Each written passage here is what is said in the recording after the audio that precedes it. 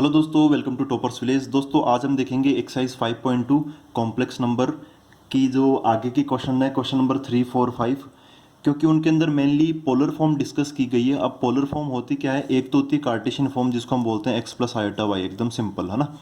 तो इसको हम किस में कन्वर्ट कर देते हैं, पोलर फॉर्म के अंदर। आज हमें ये बताना है हर एक नंबर को हमें इसमें कन्वर्ट करना है। यहाँ पर दो चीज़ों की ज़रूरत पड़ेगी, एक तो आर की और एक यहाँ पर थीटा की। तो आर तो क्या है, मॉडुलस, जो कि बहुत आसान होता है, जिसको हम ऐसे मॉडुलस ऑफ जेड बोल देते हैं, जिसका मीनिंग क्या होता है x square plus y square. और थीटा, थीटा क्या है, आर्ग्यूमेंट। आर्ग्यूमेंट मतलब एक एंगल है, ये आर्ग्यूमेंट वो नहीं है बहस करना किसी से। तो आर्ग्यूमेंट हमें निकालना, आर्ग्यूमेंट निकालने की दो प्रोसेस होती है। एक तो हम यहाँ पर अल्फा निकाल लेते हैं, मतलब थीटा निकालने के लिए अल्फा की मदद लेते हैं। वो क्या होता है, tan inverse mod of y by x. फिर हम एक टेबल यूज में लेते हैं ना, एक टेबल जो कि क्या बताती है हमें, क्वाड्रेंट वाइज हमें आर्ग्यूमेंट निकाल के बताती है। जैसे फर्स्ट क्वाड्रेंट में, सेकंड क्वाड्रेंट में, थर्ड एंड फोर्थ, इनमें देखो क्या क्या होगा। तो फर्स्ट क्वाड्रेंट में थीटा अल्फा के बराबर ही हो जाता है। सेकंड क्वाड्रेंट में थीटा, थीटा बोले तो आर्ग्यूमेंट, ठीक है। अल्फा तो एक एंगल है जो कि इसकी मदद करता है, लेकिन मेन जो आर्ग्यूमेंट है, जो मेन एंगल जो हमें निकालना है वो है थीटा। तो यहाँ पर थीटा सेकंड क्वाड्रेंट में क्या होगा, pi minus alpha. Third quadrant में थीटा क्या होगा, alpha minus pi. And fourth quadrant में थीटा क्या हो जाएगा, माइनस का अल्फा। आप इसको ऐसे याद रख सकते हो, इसको इसके साथ, इसको इसके साथ, इसका नेगेटिव लगा दिया ये आ गया, इसके नेगेटिव लगा दिया ये आ गया, ठीक है। तो अब डायरेक्ट क्वेश्चंस करते हैं।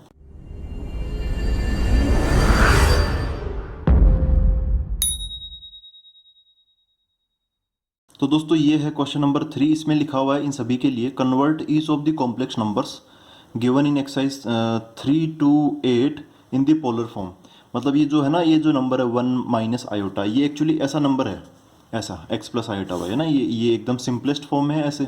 तो हमें इसको वापस किस में कन्वर्ट करना है, इसके अंदर कन्वर्ट करना है, पोलर फॉर्म में कन्वर्ट करना है। तो हमें इन ये दोनों चीज़ें निकालनी पड़ेगी, मॉडुलस और आर्ग्यूमेंट। तो ये जो नंबर है वो मैंने लिख रखा है, z equal to 1 minus iota. तो सबसे पहले आर निकाल के तैयार रख लेते हैं। आर मतलब उसका मॉडुलस। अब मॉडुलस कैसे निकालते हैं हम, root x square plus y square.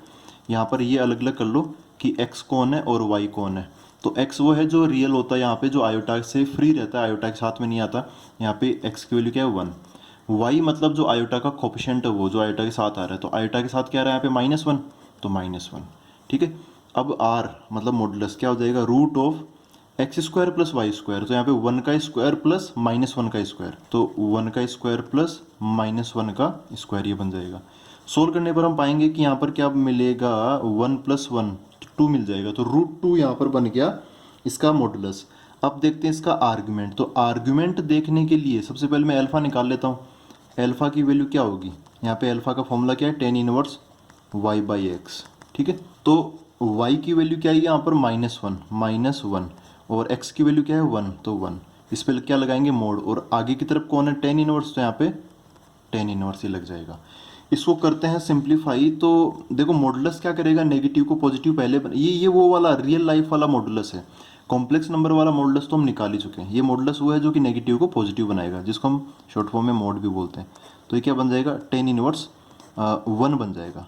अब टेन इनवर्स 1, ये अल्फा एक क्या होता है, एक एंगल होता है। तो आपको अगर ये टेन इनवर्स समझ में नहीं आता तो आप इस टेन इनवर्स को इधर भेज दो।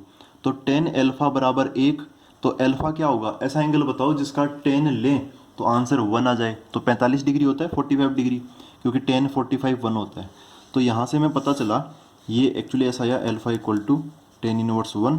तो अल्फा इक्वल टू ये कितना आ गया, π/4, बोले तो 45 डिग्री। हमें ये रेडियन वाला ही प्रीफर करना है। अब एक और चीज़ हमें क्वाड्रेंट और डिसाइड करना है। जब आर्ग्यूमेंट में दो स्टेप्स लगती है तो दूसरी होती है क्वाड्रेंट। तो क्वाड्रेंट क्या होगा अपने वाले नंबर का, अपना नंबर क्या है, ये है। यहाँ पे देखो 1 माइनस आयोटा है, तो x तो है 1 और y है -1। अगर इसको मैं x, y की फॉर्म में लिखूँ तो x, y मतलब 1, -1, 1, -1। तो यहाँ पे 1, -1 मतलब पहला वाला पॉजिटिव और दूसरा वाला नेगेटिव। ऐसा किस क्वाड्रेंट में होता है, ऐसा चौथे क्वाड्रेंट में होता है, एक्स कोऑर्डिनेट पॉजिटिव और वाई कोऑर्डिनेट नेगेटिव। तो फोर्थ क्वाड्रेंट है। तो फोर्थ क्वाड्रेंट के लिए अब हम डायरेक्ट बता सकते हैं, फोर्थ क्वाड्रेंट के लिए अल्फा के ये जो आर्ग्यूमेंट है, जो आर्ग्यूमेंट आएगा बोले तो कौन, थीटा। थीटा क्या होगा, -अल्फा होगा, -अल्फा। तो थीटा की वैल्यू -अल्फा, अल्फा की वैल्यू कितनी निकाली थी हमने, π/4। तो यहाँ पे माइनस का पाई बाई 4 आ जाएगा। तो ये दोनों चीज़ें हमें पता चल गई, आर भी हमें पता चल गया और थीटा भी हमें पता चल गया। तो अब यहाँ पर इसकी डायरेक्ट पोलर फॉर्म लिख देते हैं। तो देखो पोलर फॉर्म क्या होगी, r cos theta plus iota sine theta. तो आर की जगह कितना आ जाएगा, √2। तो यहाँ पे क्या आ गया, √2 आ गया। कोस थीटा की जगह कितना आ जाएगा, कोस थीटा की जगह minus pi by 4 plus iota sign, फिर से क्या है थीटा यहाँ पर, तो थीटा की जगह क्या आ जाएगा, -π/4। इसको दोस्तों ऐसे ही रखना, इसको सोल्व नहीं करना, यही है इसकी क्या, पोलर फॉर्म। एक चीज़ और होता है जिसको हम पोलर कोऑर्डिनेट्स बोलते हैं, तो वो होता है r कोमा थीटा। तो √2 -π/4 ऐसे बन जाएगा। लेकिन हमें यही आंसर यहाँ पे देना है, इनको सोल्व करने की ज़रूरत नहीं है, क्योंकि अगर आप इसको सोल्व करने की कोशिश करोगे तो सिंप्लीफाई करते ही वापस ये मिल जाएगा। ठीक है, तो फिर यहाँ से वहाँ क्यों गए थे, तो हमें यहीं पे रुक जाना है। अब देखते हैं अगला क्वेश्चन।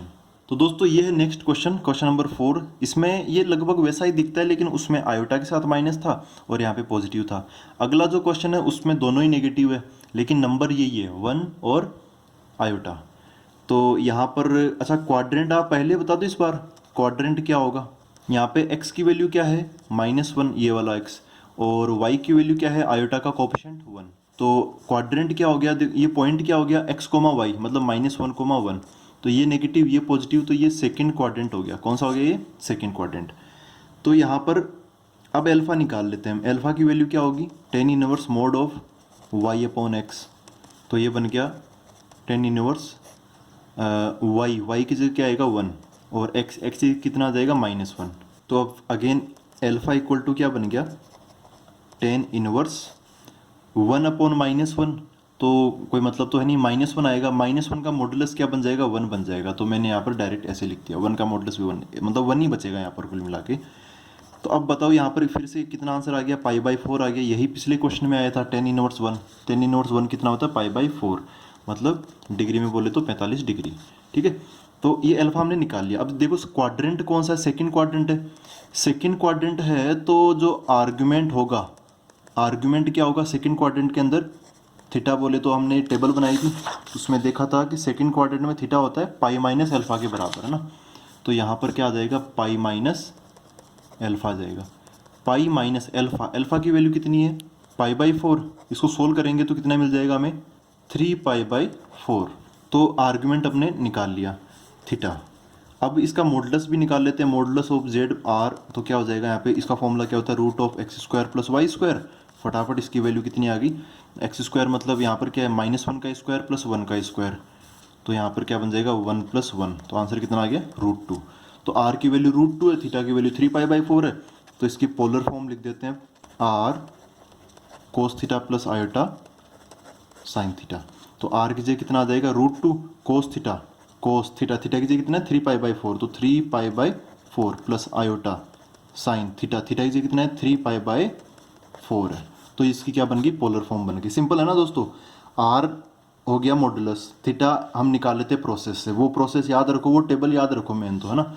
और यहाँ पर जो ये tan इनवर्स, ये इसमें मैं बता दूँ कुल मिला के 2-3 एंगल ही आने वाले हैं। कौन सा, 30 डिग्री, ये टेबल याद रखो, 0 डिग्री, 30 डिग्री, 45 डिग्री, 60 डिग्री और 90 डिग्री, इन्हीं में से कोई ना कोई आएगा।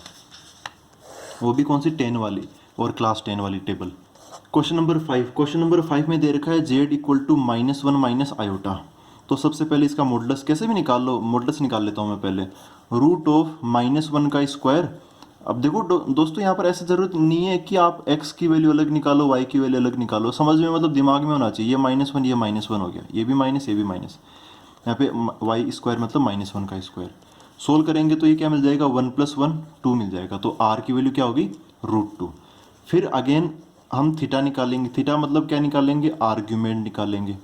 आर्ग्यूमेंट के लिए सबसे पहले हमें क्या निकाल लेते हैं, अल्फा निकाल लेते हैं। तो अल्फा की वैल्यू क्या आएगी, tan इनवर्स, यहाँ पर y/x आएगा, y/x। तो tan इनवर्स y की वैल्यू क्या है, -1, x की वैल्यू क्या है, -1 -1/-1।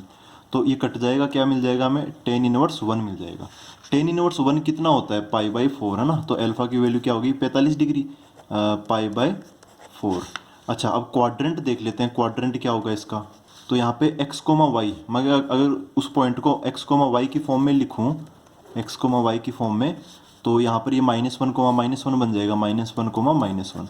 सोल्व तो ये कौन से क्वाड्रेंट में हुआ, ये फोर्थ नहीं थर्ड क्वाड्रेंट में हो गया ये, है ना, दोनों ही नेगेटिव है, दोनों ही नेगेटिव। और थर्ड क्वाड्रेंट में तो थीटा की वैल्यू क्या होती है थर्ड क्वाड्रेंट में, अल्फा माइनस पाई।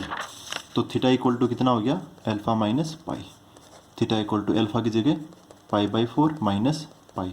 सोल्व करेंगे तो माइनस का 3 π/4 आंसर इसका आ जाएगा। तो ये मिल गया हमें थीटा और ये मिल गया हमें आर।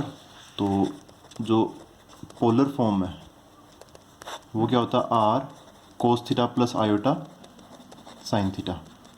तो इसको हम बोलेंगे क्या, आर की जगह क्या रख देंगे, √2 कोस थीटा, मतलब ये कोस -3 π/4 प्लस आयोटा साइन थीटा -3 π/4, ऐसे बन गया। तो अब हो गया ये ख़त्म। अब मिलते हैं अगले वीडियो के अंदर। अब 3 क्वेश्चन और बचते हैं 6, 7, 8, उनको और देखते हैं। उनमें कुछ क्वेश्चंस एकदम क्रिटिकल है, मतलब थोड़े अलग से ही है, उनमें मैं थोड़ा मतलब टेबल पे कमांड होनी चाहिए अपनी 10th क्लास वाली पर। तो दोस्तों आज के लिए इतना ही, थैंक यू वेरी मच।